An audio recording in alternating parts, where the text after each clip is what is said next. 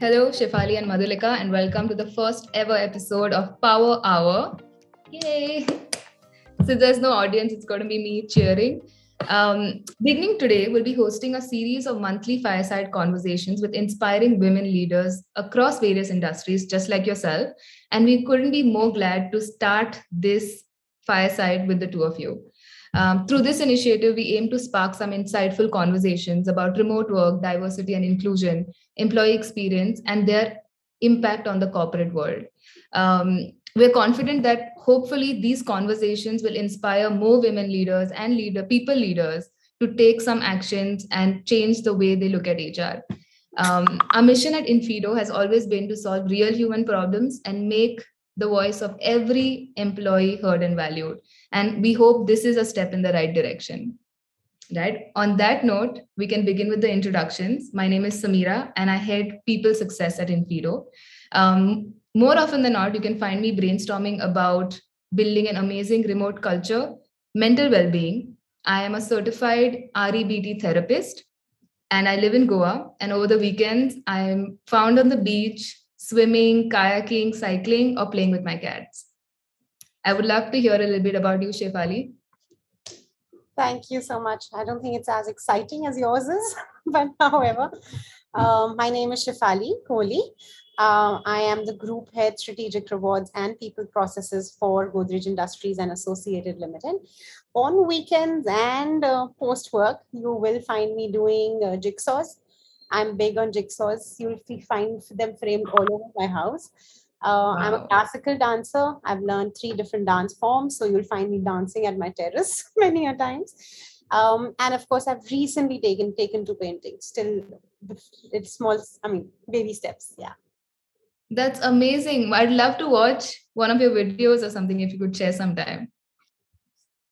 Sure, definitely. All right. Thanks, Shefali. Madhulika, over to you. Thank you so much, Sameera, and great to hear Shefali as well. I currently lead human resources for Providence India.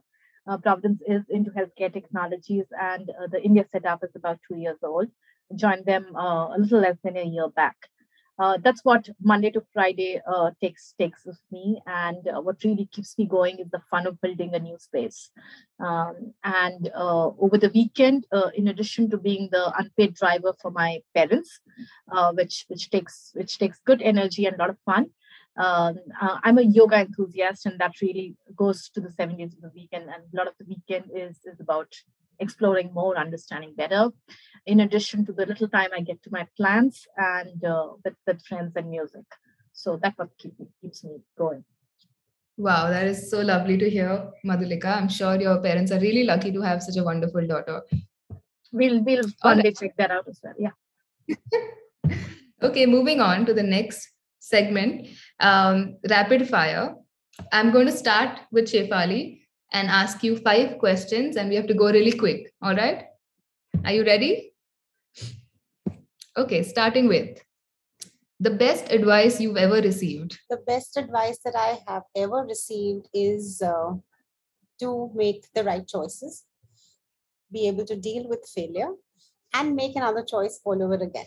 So I think that's what has held me in good stead over the years. Interesting. I didn't see that coming. That's interesting. Moving on. The strangest stereotype that you've heard about women leaders in your career. So I've had a super boss, my skip level, once me complaining about my manager, who's a woman, saying, "Oh, yeah, women don't get along. I understand that." And that kind of put me back on my reflections to say, hey, is that really true? Like, do I not get along with women? Or is that an issue with a woman manager that I have? Or is that a real concern within me? And I think the sheer fact that I'm letting the color of his thinking on women impact me was something that I had to overcome over a period of time.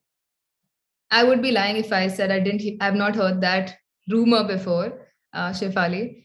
Okay, moving on. One core value of your current company culture that you're really proud of? I think it's agility.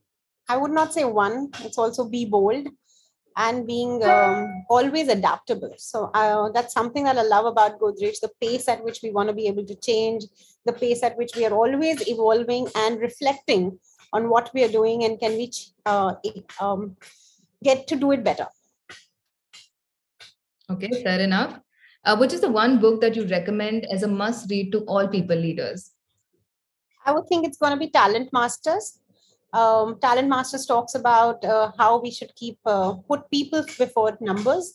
So yes, market share, top line, bottom line, all of those are important. But it's the good talent that we have, people who are going to think organization first, who are going to hold us together through ups and downs of our work journeys, our business lines. So I think that's a book that I would recommend to people. That's really interesting. This is my favorite book, No Rules Rose, and I really recommend this to every single people leader I meet. And the final question, what's the favorite part of your job as a people leader? This is going to be interesting. I think it's got to do with nurturing. So, I mean, continuously nurturing teams, nurturing peers, ensuring that you're leaving a meaningful difference, you're making a difference to everyone that you're engaging with at any given point in time, reflecting on what not to do from experiences of what your managers may have done. But how do we ensure that everyone who's been in association with us feels that we brought something to their lives, some meaning to their lives. Wow, wonderful. This is lovely. Thank you so much, Shefali. That was a wonderful rapid fire round. Moving on to Madhulika. The first question, the best advice that you've ever received? Loads of great advices in my life, but if I remember one of the most recent and really powerful was on a tough day. All I got was a image of a Mountain Dew bottle because the Mountain Dew tagline is "Dar ke aage jeet hai," and I think that's such a beautiful advice for every situation. So Wow, it is to conquer fear and just keep moving. Lovely. Moving on, the strangest stereotype that you've heard about women leaders in your career? I think I've heard so much of what Shefali said, but one of the things that increasingly I hear in today's times is if the single woman, she's a single woman, she's a leader, she can put in more hours, she can stretch. It's easier for her to be successful compared to somebody who's balancing life and family in the so-called notional way. And incidentally, it's a stereotype both by women and men leaders who believe that it's easier for single women to succeed because they can give more time, energy, or they're more ambitious by design. So it's interesting to break through that stereotype. Yep, I think it's strange how other people can judge what a single woman or a married woman or a committed woman can do rather than herself, right? It's always going to be funny, and I hope that narrative goes away in the near future. One core value of your current company culture that you're really proud of, Madhulika? Sure, Sameera. So Providence is a very mission-oriented organization. It carries a very rich legacy. Of the 5 values, one of the values that struck me very differently coming from multiple other companies was justice. So we call out justice in a very pronounced manner. Given we are healthcare, we are out there for every patient, whether it's, from whichever category or strata of society they belong, or to the employees. So to be able to do the right thing, even if it's the difficult thing to do, and to be able to treat everyone fairly and equitably is something which is very ingrained, whether it's with employees or with our patients. And that's why justice is a very strongly held core value that we look in. And another interesting part of justice is also we're very careful of how we use resources and earth, which I thought was very profound when I first understood justice as a value in this organization, saying, okay, I have to also be justful to resources which earth has provided. And that's an area we work on again very deeply. So it stays with me. That's actually very thought-provoking because the best values are the ones that apply to you as a person, the organization, your customers, as well as the world, right? So that's fantastic, Madhulika. The fourth question, which is the one book that you recommend as a must-read to all people leaders? So No Rules is a fantastic book, Sameera. But if I was to look at my personal choice, which could be a little offbeat as a people leader, but it's The Last Lecture by Randy Pausch. So Carnegie Mellon has this thing of doing the last lectures, and incidentally, the story is Randy's last lecture given his medical situation. It beautifully defines dreams and how they have to be accomplished. And I believe it's important as a people leader to understand, what people around us bring in as dreams, ambitions, challenges, realities. And I think that book describes it so beautifully. And I think it's important we understand and then help drive ourselves as people. Lovely. At inFeedo, we have this core value. We have 6. My favorite one is challenge with empathy. And it basically summarizes a concept called radical candor, where if you really care about somebody, you would be able to give them feedback in a way that the point goes through, but you don't hurt them, right? And that's something we follow throughout all levels. Anyone can give feedback to anyone. And we've really seen it work. And your final question, what's the favorite part of your job as a people leader? Just dealing with every day somebody walking in with a very different the personality, capacity, capability is very unique in each one. And as a people leader, the joy of building each one differently is what is very fulfilling. It's like you see a lot of different plans, and each one of them grows very, very differently. So the joy as a people leader is to be able to understand and help them nurture in their own forms and shapes, and what keeps them fulfilled. So the uniqueness of each one is what keeps you going. Fantastic. I think this was a very interesting rapid fire round too. So a big round of applause to both of you. We can start now, move on to the next segment, which is the tougher questions, and address the questions that Tripti and Saloni have towards the end. The first question in this segment that we have is very particular to the kind of success that both of you have achieved. And the question goes, have you ever experienced any barriers in the journey to becoming a leader? And I'd like to hear both your thoughts and probably, share more ideas around this. So in my mind, the barrier has been mostly self-inflicted barriers, so to say, because we are the ones who will be underconfident, not so sure whether we can achieve something. Are we saying the right thing? What is it going to be like? What's the perception going to be on what I say, and what I can achieve? So I think we underestimate ourselves, and that kind of becomes the largest barrier. Overcoming it, emerging our authentic selves, being fearless, I think for ourselves ensures that the environment doesn't then pose any barriers at all. Interesting. Madhulika, your views on this? Oh, very similar. I think if I look back at any barriers that were there were more, needing external validation more than, feeling secure with who one is. And we're all different people. The definition of how different personalities emerge and grow could vary. However, anytime, one has created barrier is that validation of one versus against and another versus a third person versus a fourth person. And as you grow through the journey and start feeling comfortable in your skin of thinking, this is who I am and this is what I bring in my leadership journey, it becomes, further the confidence and the assurance is far more deeper and comforting. And the whole thing of defining success to each one is very different. I think what can be success for Shefali could be different for Sameera, could be different for me.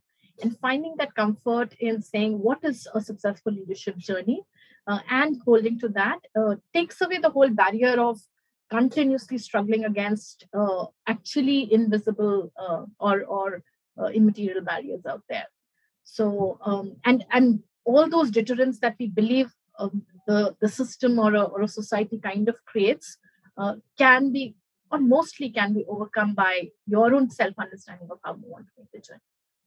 So to me, those barriers can both valid points.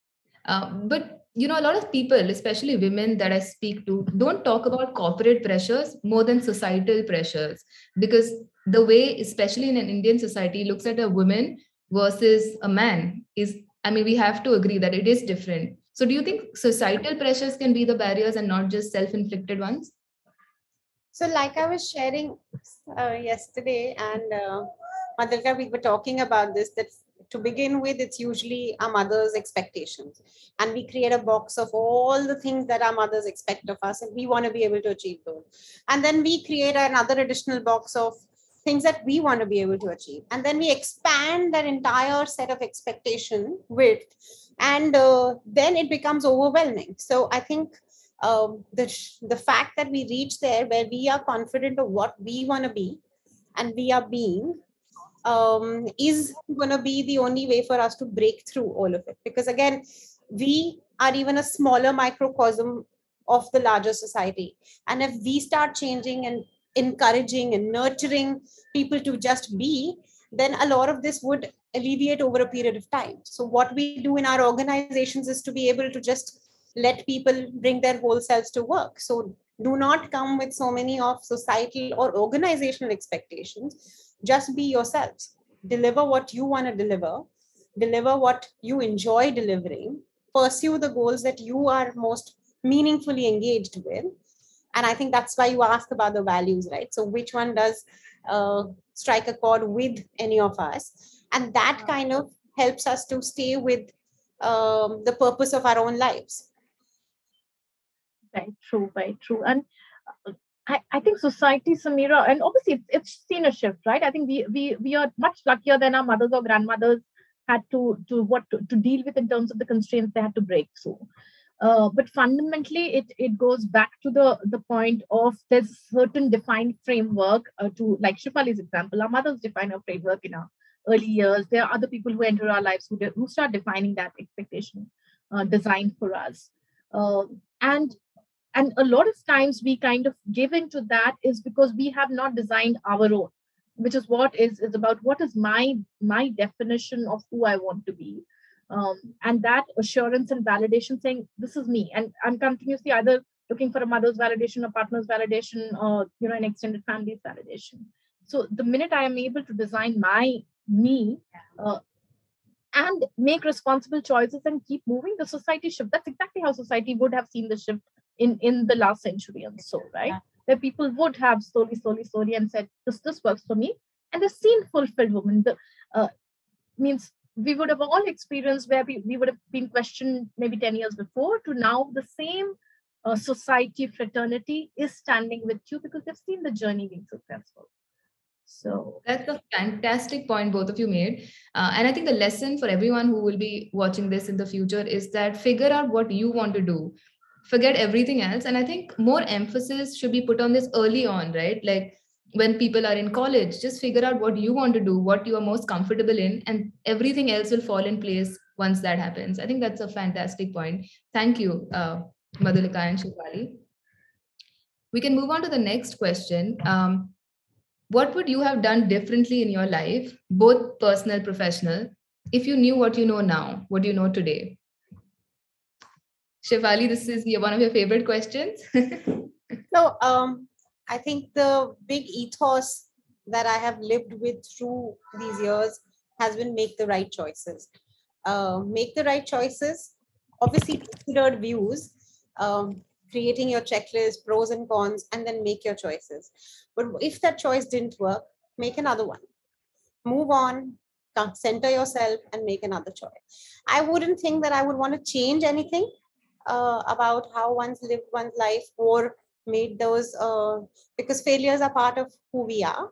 I think they've built the character that we are, and the only emphasis is on continuously keep making those choices rather than because things will work out the way they have to, good, bad, or ugly, and therefore just enjoy the journey, enjoy it with the flow.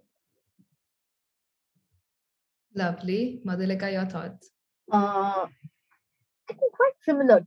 If I was to look back and say, okay, what would have, I don't to Shefali's point, I don't know if things would have changed, but is this whole thing of knowing when to make your own decisions versus letting others make your decisions. I think the faster, because then there's ownership of how you drive your own life. That is one element for sure. And two is letting go of grudges. I think the faster we do it, it becomes easier, and life is a joy to Shefali's point, right? Good, bad is all part of everybody's design, professional or personal. The fact that to move on and to move on without grudges just helps us look at things far more with the rainbow colors and a lot more joy. So just the awareness of that, saying hey, it's not worth carrying, is something I would have definitely reset earlier on. Wow. I like how the theme of this is that we need to teach women and ourselves that we need to focus more on ourselves and everything else. Whereas to maybe a man, it comes naturally that I'm all about me, versus for us, we have to have a discussion for us to be sure that, you know what, it's fine. But Madhulika, to that point that you mentioned, if you had to give advice to people who are just starting their careers and moving on to leadership roles, what would you tell them? Maybe just 1 or 2 points that they can take or keep along the journey. So if they're starting on their careers, I and the more I see today's times is finding that balance of I think that there's still a lot of work that it's not easy, and that's the shift to moving from a life which is protected to making those responsible decisions, choice, and work. I think starting on the careers is a real shift in your life of saying, okay, this is now I am accountable. I think your decision making, and you get more accountable for life, and when you're in that journey, and you're accountable for an organization, you're accountable for others. So that entire shift needs far more thinking and depth, saying how do I do it. And more so if they're women into the start of the journey, it's a fantastic time for them to learn their self decision making phase, which is exactly what we are talking. And to move from the dependence phase to the independent, saying I'm accountable and I take my decisions. As people move to the leadership roles, I think that's a shift of balancing out self and the nurturing element, right? So that comes into say, okay, I was accountable for myself so far. I was making decisions. Now I'm moving to a journey where I'm going to make decisions or help others make their decisions, help nurture and grow their own capabilities, and also take an organization or an entire system to a next level, right? So that comes with a lot more larger picture vision, which is, to me, that journey is about discovering self once again, because that is.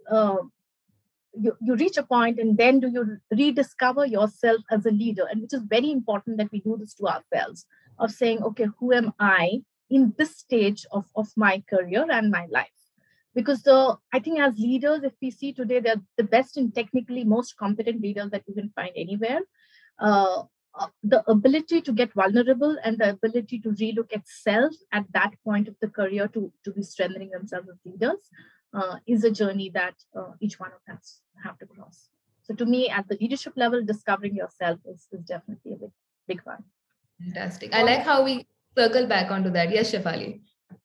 I wanted to add that as I was reflecting on what Madhulika was sharing, to me, there are 3 steps to this. The first is definitely build your functional capability. Be strong professionally, and especially for the ones who are starting out, build your functional capability, strengthen it, build the width wherever you want to. From there on, as you start to become a leader, work on developing others, work on working with the teams, nurturing them, ensuring that you can help them grow, because you're also growing in the process. Because once you're able to hold your equanimity is only when you're able to then be there for other people, be givers in that space. And the third one, as a leader, is about straddling. And COVID taught us some of that, to say that, can I, especially when the teams were down and out, can I actually sit down with my Excel sheet and work through my numbers to then zoom out and be able to have a 30,000 feet thought on a certain strategic element that I need to build in. So many a time we unlearn some of the skills that we learned earlier in this whole journey to be able to grow as leaders. I think that balance between being able to straddle up and down, continue to stay honed with the skills that you built as we were growing up as professionals, foundation and building our foundations, to then having obviously take that leap forward at any point that we need to be able to scale up.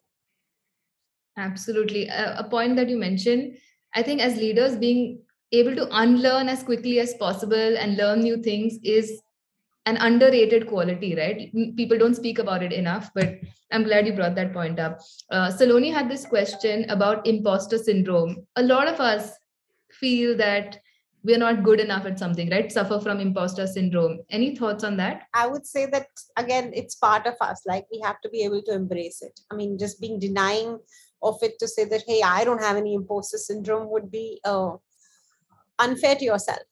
So as and when one experiences it or is getting to that juncture, seek support. Seek support of peers. Have those kind of friends who are going to be able to give you feedback instantly, so that you're able to check in on that particular emotional uh, uneasiness that we have with appreciation and validation. So keep working on it is the only way forward, because I don't think there is a magic portion that we could use to get out of it. Very true. I think what you got. And there's some element of imposter syndrome in, I think, almost all of us. We'll always have it. And for a little thing, it's a good thing because it keeps us on our toes to say, okay, am I delivering? But to Shefali's point, if it overshadows our own understanding and belief of ourselves, one fundamentally is to be aware. I think the more I'm aware of saying, hey, this is what I struggle with, or this is what I get challenged by, then finding allies and support to say, okay, keep me on the check. And then the very small things of giving a pat on the back on regular intervals for small accomplishments. I think one of the biggest challenges in today's times is we're looking for those large accomplishments and celebrations only when I've conquered Mount Everest. Just a good day and a good conversation and doing something really simple is great. And just to celebrate ourselves every day on for simple things, just slowly gets you off from there. And to Shefali's point, no magic potion, just being aware and move off it in small ways. I think a healthy nervousness is great. It's great. So I mean, you should have that little bit of the healthy nervousness, as I'm calling it, to say that yes, I want to be able to strive to do better. Yes, I may need some improvements and staying humble. But I think keeping the imposter piece of it in check, that is it really holding me back? Just being aware. So Sameera, to your point, I think everywhere we're talking about self, like just bring everything internal. Yeah, I think we have it in us. In a psychological point of view, there's a concept called use stress, which is a good kind of stress that motivates you to do better, right? The same way some amount of anxiety pushes you to do better in exams, in your career. But especially in the last 2 years, we've seen that anxiety has grown and captured a lot of minds. And that brings me to the last question. And Madhulika, I'd love to hear your thoughts on this. Like, how would you sum up your experience in the last 2 years, especially in a professional setting? What has been the biggest challenge you've had to overcome as a people leader? Two key themes, if I was to see, one was resilience, and two, to be out of the comfort zone. And when I say it in times like this, when the whole world was unprepared for everything that's happening around you, right? Your ability to hold on to the toughest of employee situations, to help them out, to make hard calls, and still hold on to an organization's values, etc. Was a journey to cross the people leader. I think almost, and I'm being very specific to workplace, and obviously we all had larger life experiences in the last 2 years as well. But to stand by and the up and down of people and an organization, that's where I bring the resilience point, was one of the biggest learning in the last 2 years, because they've been the most dynamic. It's also been that one is being part of a new organization in the last 2 years, and that really is building and being out of the comfort zone of in a very vulnerable, volatile time. You're out there to build something new. You can't be doing it the way that you've done it for many years. You have to think, connect, empathize, and also take those decisions in a very different way. So to me, professionally, it's been a huge learning of saying, how do you stand by an organization in tough times? And when I mean organization, it's always a set of people, because this was the time they needed empathy most, they needed support most in all ways. And two, also, and then there's a part of the year where you build up, you've not stayed back and set tight and say, okay, I'll wait till things settle in. I will continue to build a very powerful, very vision-oriented organization with a lot of empathy. So to me, it's really taught me the power of bouncing back and the power of doing new things, come whatever times have been. So that's been my journey in the last 2 years as a people leader. Interesting. So to that point, you mentioned you had to be empathetic, and the last 2 years have been so unpredictable. You couldn't predict what was happening. We saw the great resignation. We saw a talent war where there were more companies coming up during this time, and there's like literally lack of talent that we were all experiencing. What are some steps that you took to make sure that you were more connected with your people and knew what they were feeling, what they needed at this point? And the empathy primarily also came because people were dealing with medical, the whole thing of being away from people who were suffering. So the fundamental, if I should just get to the connect, it is important that people realize that they have somebody they're holding on to from an organization standpoint, from a manager standpoint, from a leader standpoint, that they can connect to, share their challenges, and find help. So that has really held people to an organization saying, okay, I know this is a place that will stand by me. I know this is a place which will be flexible in times that I need. That they are clearly prioritizing me over work or deliverable. That's one of the other ways. The third way has been very clear awareness, and maybe because also everything that we've lived with is not only the physical health but the mental health awareness of saying, hey, people would be going through distress, and just that conversation or providing that the framework around saying, hey, you have support available, from just venting out, from just sharing what you're going through with your loved ones or with yourself, was a great connector and attractor for the workforce around us, saying, okay, this is an organization who understands what I'm going through. Now, to your other point of talent war or resignation, yes, it's a reality. No easy answers, I would say. But increasingly what you realize, and again, I think the pandemic has caused that shift, is people are looking at work not as one more tick in the boxes job. It's part of their life experience, right? They're realizing the value of life in a very different way, saying, I want to have a meaningful experience when I come to work. So our shift of telling our jobs or our workplaces is about saying, hey, what is the impact you create when you're with us? And with being a healthcare organization, it really worked in our favor in terms of saying, hey, in today's times, you've realized healthcare is a value more than ever before. And everything that you do well impacts somebody to have a better health experience.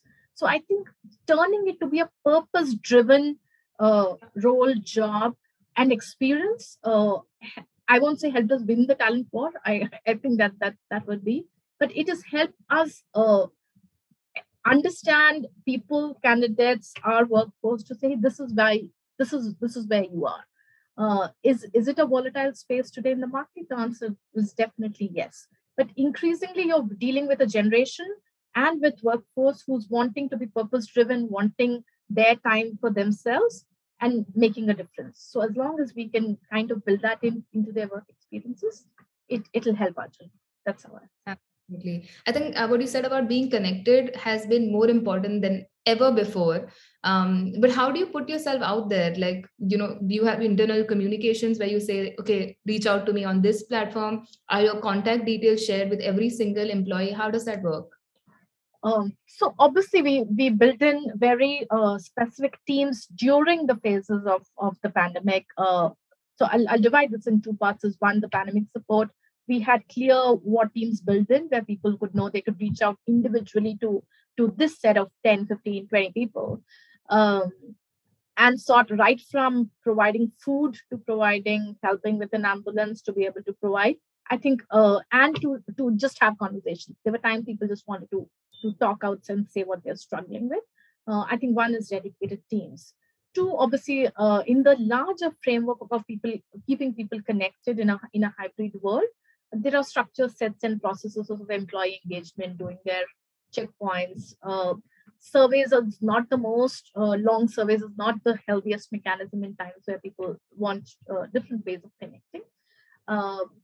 But it's worked us to take very short, quick dipsticks to say, okay, how's it going? Tell us the top two things that's on your mind, and we are connected. Also, given we are new as an organization, doing a culture dipstick of saying, hey, how are you looking at the culture of what we are building together was a huge add, because then they are owning. To your point of connecting is also when each one is part of owning of building a culture and building an organization. The ownership strengthens significantly because you're new in the game. right? So each one of them is accountable for each other as the organization is in the build up.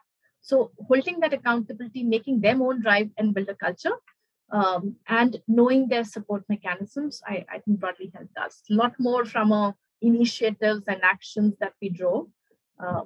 But from a conceptual standpoint, this is where we go.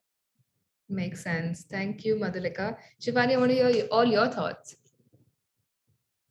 So, I mean, I don't think we have a key to the solution on talent war.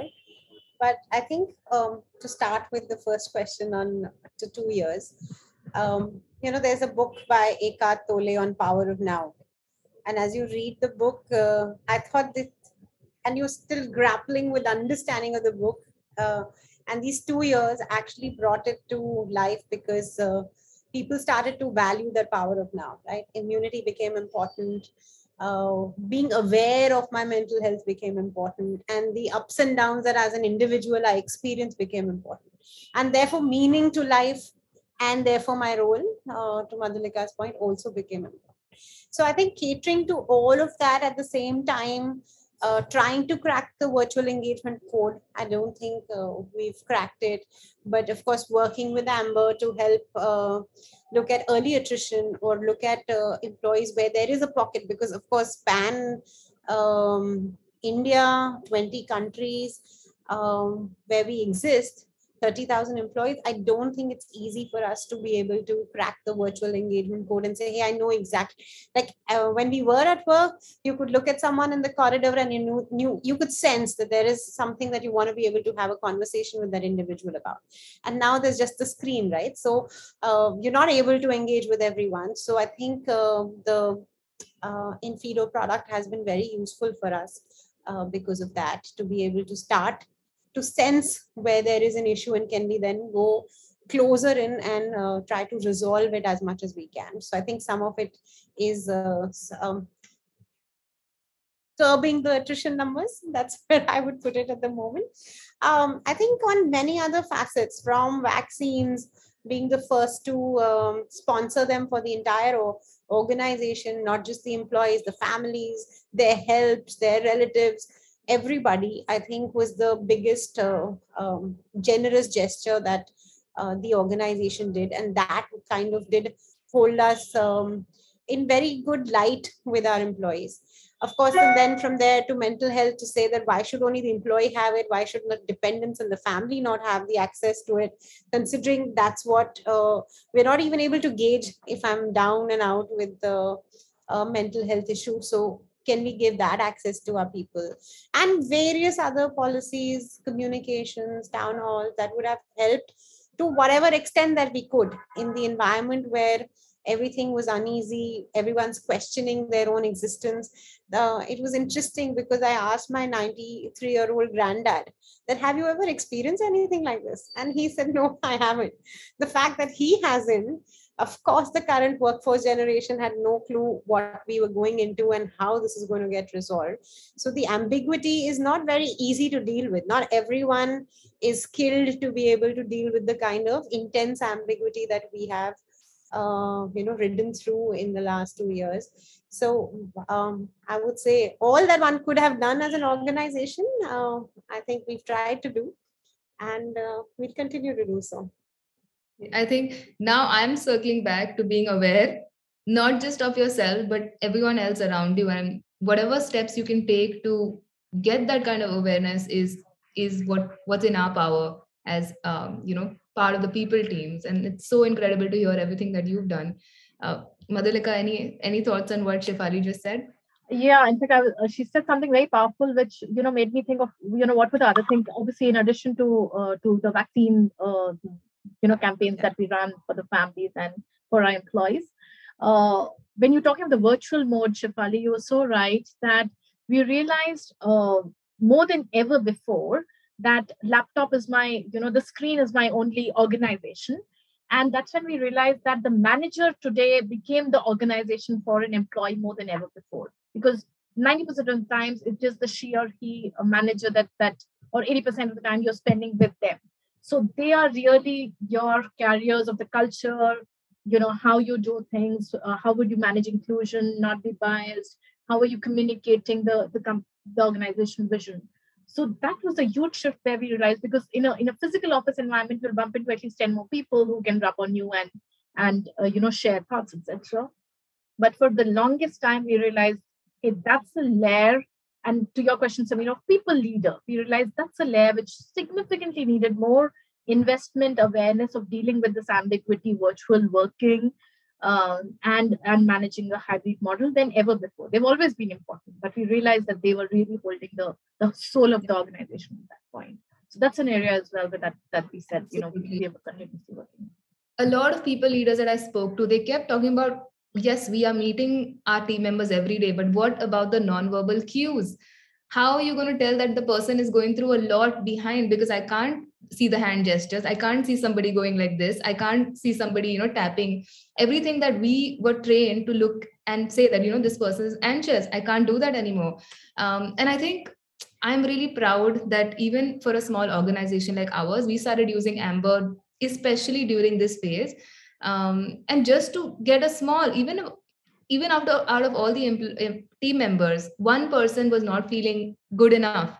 I felt like we were doing enough. Like I could figure out, I could reach out to this person and help that person.